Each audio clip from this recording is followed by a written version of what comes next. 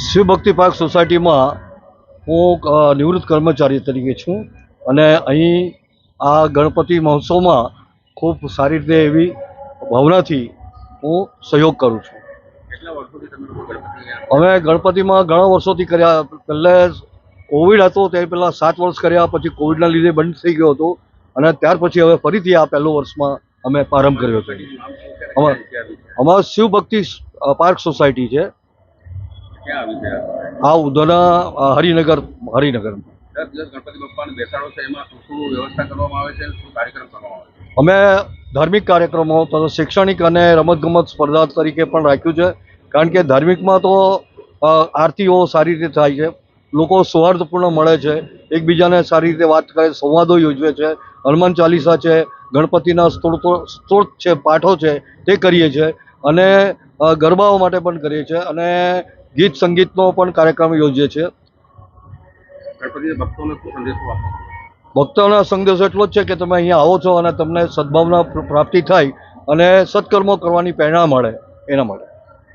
જે આપનો પરિચય? હું કિશોરભાઈ ગોર. તમારી સોસાયટી ક્યાં છે તે કયા? આપણે શિવભક્તિ પાર્ક સોસાયટી શક્તિનગરની સામે અને શુભ રેસિડેન્સીની બાજુમાં અહીંયા આવેલી છે. ગણપતિ અહીંયા તમે લોકો બેસાડો છો કે એમાં કયા કાર્યક્રમ યોજિત કરો? અમે 10 દિવસ માટેના જે ગણપતિ બેસાડવામાં આવે છે એના માટે આપણે સાંસ્કૃતિક કાર્યક્રમ, શૈક્ષણિક કાર્યક્રમ અને હનુમાનજીના પાઠ, ગણપતિના પાઠ છે, દરેક સાંસ્કૃતિક ને દરેક ધાર્મિક કાર્યક્રમ 10 દિવસમાં 10 દિવસ ઉજવવામાં આવે છે. આજે 10મા દિવસે તમારા લોકોનું શું આયોજન કરવામાં આવ્યું? 10મા દિવસમાં અમારા લોકોનું હવે સોસાયટી આપણે એસએમસી સુરત મહાનગરપાલિકાના નીતિ નિયમ પ્રમાણે આપણે સોસાયટીમાં જ વિસર્જન કરવાનું આયોજન કરવામાં આવ્યું છે. ગણપતિ જે માટીના છે? અમારા ગણપતિ માટીના જ છે. અમે દર વર્ષે માટીની મૂર્તિ જ લાવીએ છીએ.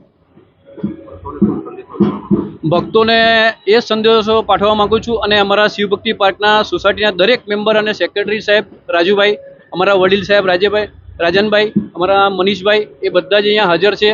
તો અમે એક આ સુંદર આયોજન 10 દિવસનું ગણપતિનું કર્યું છે અને દર વર્ષે અમે આવી રીતે આયોજન કરવાના છે અને એમાં સોસાયટીના દરેક ભાઈ બહેનોનો પાર્ટિસિપેટ બહુ સારી રીતે થાય છે.